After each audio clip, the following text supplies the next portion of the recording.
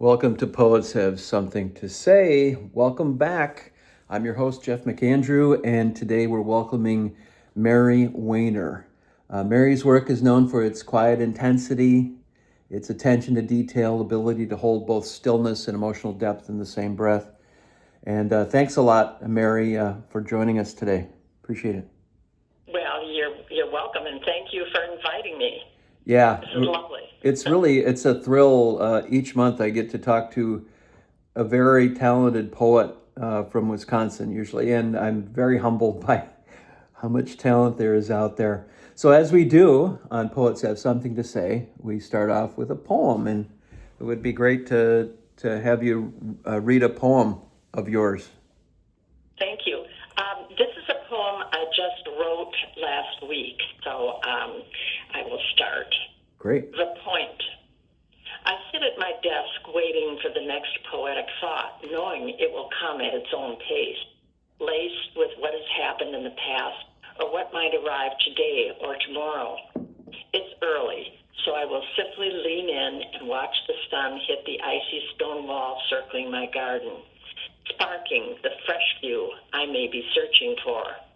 I will stop and rest there in the cold cracks of yesterday, then slowly slide down into the snowy drifts of today and on to the promise of a thawing tomorrow. You might ask, why bother with such reflection when all is so quickly erased? But perhaps this scribbled bow to time and its shifting season might just be the point. That's called The Point? The Point. Oh, that's beautiful. Thanks for sharing that, Mary. Oh, you're welcome. And it began with, I'm just kind of talking Sure. here, but it began with just a word. And I just took out a word, and that's how I start a lot of my poems. And point came to my mind. Oh, And that's where great. this came from. So it starts with one word. That's fascinating. So a lot of your poems do start with one word. Yes, almost entirely they start with one word. That doesn't mean that that's the end result of the poem, but that gets me going. Yeah, I love. And, that's the beginning of it. I sometimes try to craft a very creative sentence to start off with, and then try to follow it. It's very similar to your method. I like it. Maybe I'll try the one-word method myself. I like that a lot. We're with Mary Wehner. She's our honored guest here on Poets Have Something to Say, the March edition. Hard to believe we're marching on to March already. Let's talk a bit about this. Is one of my favorite questions to ask my poets is when did you first realize you were a poet? Well, I've always been a reader. And I think when I was a young girl, I started fiddling with language. Okay. And my mother was a teacher, so she was an English teacher, and she was very specific about grammar and all of that. So it was somewhat intimidating. And then I went to nursing school, and when I was in nursing school, I was kind of bored with some things, and I started just scribbling things down, never intending anything to be read. And I started with, little short stories, and then I kind of condensed them, and I started reading poetry. And I probably got, I hate to say this, but I probably have a couple hundred poetry books upstairs in one of my rooms. Cool. And I would just pick, and some of them are way back when, 20 years ago. But probably I started, I'd say, 20 years ago with actually working on poetry. And I took a lesson with Marilyn Taylor. I knew her. She was, I was part of a committee that was involved in picking the poet laureate. This is many, many years ago. And then I started writing. And so I would read the poems, and Marilyn Taylor was a teacher in Milwaukee at UWM. So I went down to Milwaukee and took a class with her, and then it all started. It just kind of it grows with you. My journey kind of started with writing songs on the guitar, and then that change to poetry. It started with rhyming, and now I'm experimenting heavily with non-rhyming, and it's that non-rhyming is a very tough. I don't know. Maybe you could talk a bit about non-rhyming versus rhyming, and I'm finding non-rhyming is such a huge challenge, but it can be very rewarding too. Yes. What are your thoughts on that? Well, yeah, and I think all poetry is music. And I'm a big jazz person, and I'm a Okay, big music lover. great. But I think even if it is not a formal, I studied formal poetry with Marilyn Taylor, and I'm glad I did because I got a sense of what that means. But I don't do that. But I do believe in internal rhymes, and you don't even realize, and I'm sure that's true of your poems, when you're writing a poem and you're writing something musical, there's something in it. For instance, if I read that first stanza of that point, there's a couple of things that I sit at my desk waiting and knowing and happening, and the words that laced and passed, those internal rhymes that. And I taught a little bit of poetry at one point, and I told everybody they have to read their poem aloud. Right. And then you see what's missing or what's too much, and in terms of the music. But that's just my way of doing it. Right. And I'm finding it when I'm attending open mics and when I'm able to read my poetry, there's the level of the meaning, and we've talked about this many times on the podcast, the level of meaning, and then there's this level of performance that's this bi-dimensional type thing. And, Exactly. and that's maybe the music you're talking about, the music, how it renders to one's soul, that kind of thing. Yes, because sometimes you don't actually, let's put it this way, you don't understand exactly what the person's saying when they're reading it. Yeah. And then sometimes I think in poetry readings, it's nice to have a copy of the poem in front of you as the person is reading the poem. Yes. All of a sudden it makes sense, and you get away from looking at the person and how they're dressed or the background of the, or the audience and all of that. That's a distraction. Absolutely. We're with Mary Wehner on Poets Have Something to Say. And definitely put your comments down on the comments here on YouTube and let us know what you think. And maybe even recommend guests. I was thrilled to have, I think he's the vice president of the Fellowship of Poets. Recommend some more guests. So we've got tons of guests coming up here in the next few months. Honored to have you here. Let's talk about your paintings, Mary. Okay. I just finished a painting yesterday.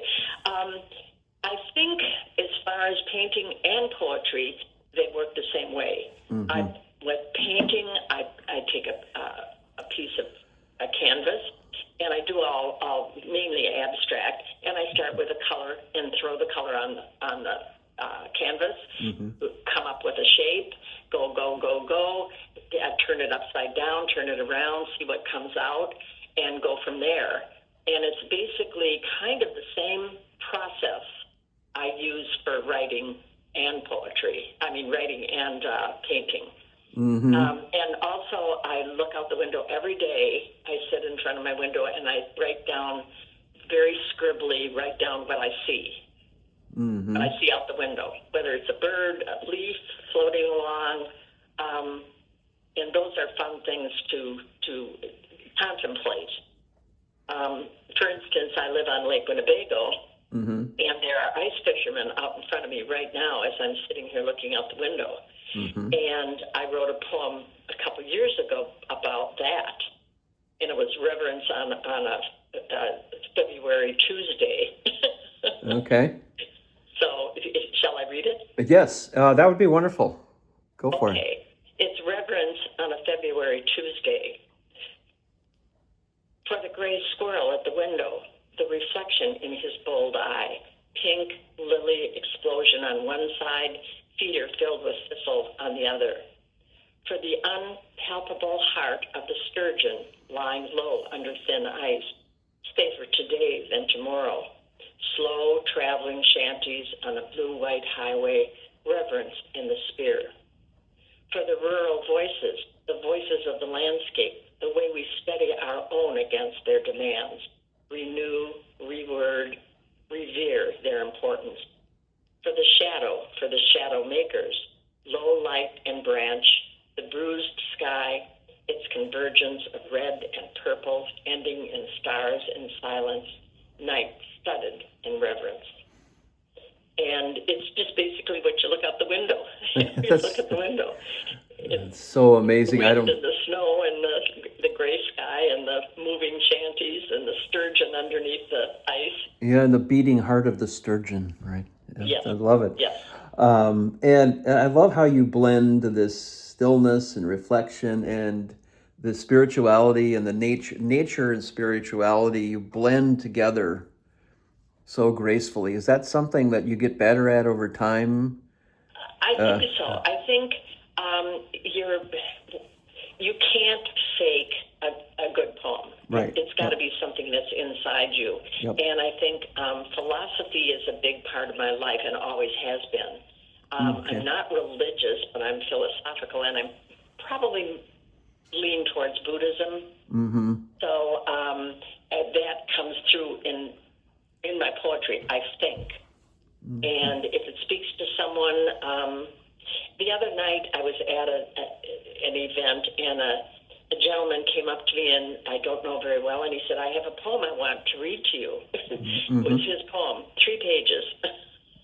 Oh, wow. So we went off to the side, and he read his poem, and he's a very religious person. Right. And that came through in the poem. Mm-hmm. Now, I didn't necessarily agree with what he said, but I understood exactly what he was feeling in this poem.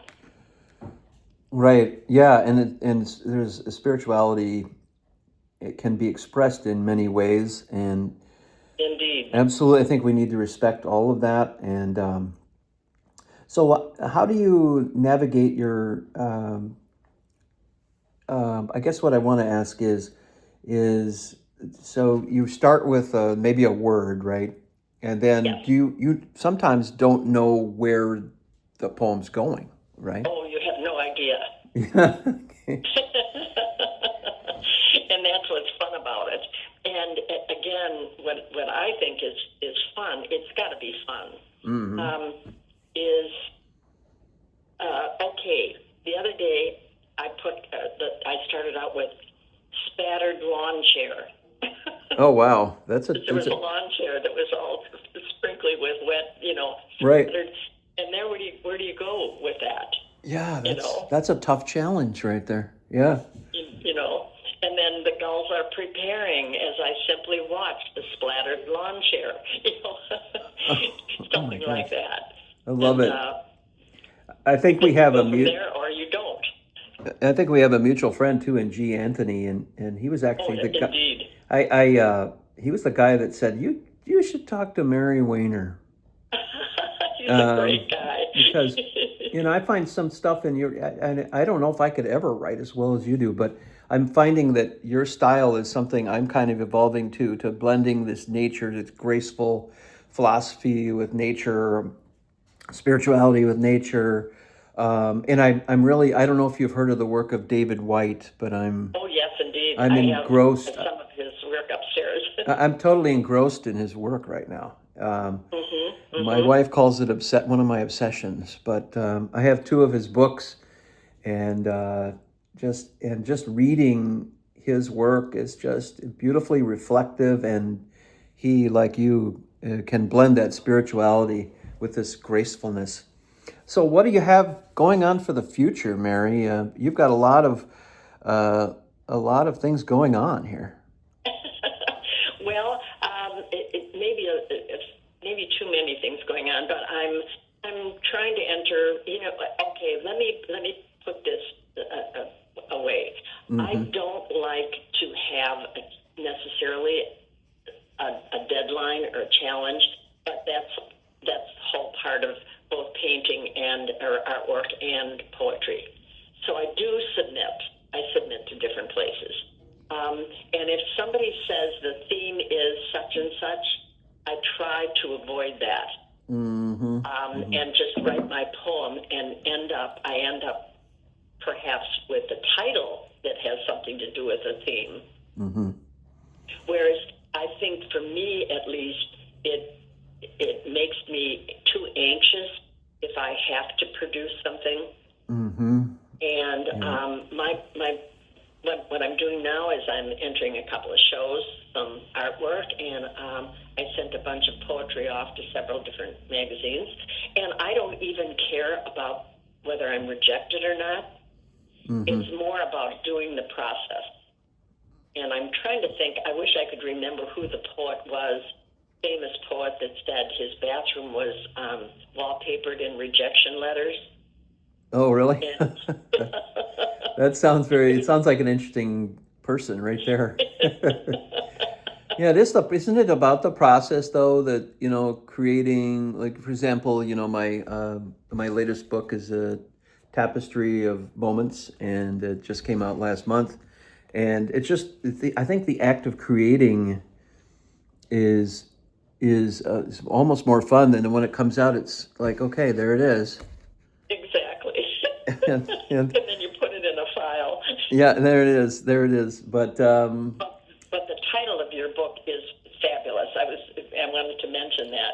oh, thank you. That's really what it's all about, is a tapestry. Right. And what we live for are the moments, and I'm finding myself deeply philosophical here, but it's the moments that we live for, no matter what your belief system is. You can kind of match up with that, right? Exactly. That's exactly it. I'm trying to think where I just read a poem this morning. Oh, can you believe that? I can't remember. But it was a woman who's very old, and she wrote about age. And I thought, that's something at my age. I certainly you think about age, but Oh, yeah. I try not to think about that. Me too.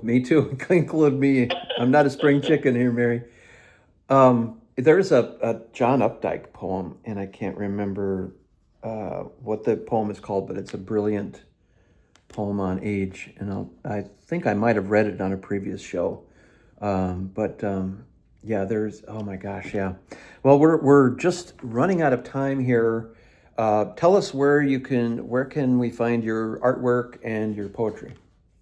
Well, I have a young friend who has put a website together for me, but he's reworking it right now. But it's just Mary Wehner.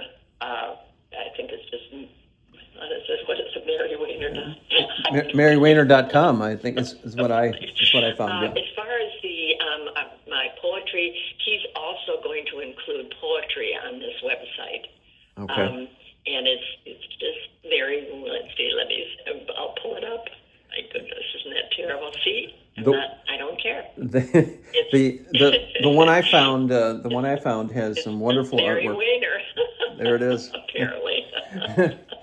And it has paintings, some of my paintings, and Yeah. he's adding poetry to it. Wonderful. And other than that, I have him in, a few magazines. Great. Here and there. And I just had a couple of books recently published. Oh, that's what's the latest one? That's pretty recent. Pretty the recent. The latest one is called Shadowed Spirits. Oh, cool title. I like that title. And it's a compilation done by a friend of mine from Alabama, Red Hydra Press, who's done a few of my That's wonderful. chapbooks. But this is called Shadowed Spirits. That is really wonderful. By the way, I want to publicly invite you to our. We have an open mic. It's called the Rites of Spring, WRITES. Right. And it's at the North Fond du Lac Library. You're certainly welcome to come. And we're going to have, I think G. Anthony's going to be there, and maybe some of the more animated guys like D.G. Clearing and James Hamilton. Yes. Yeah, those guys are They're amazing.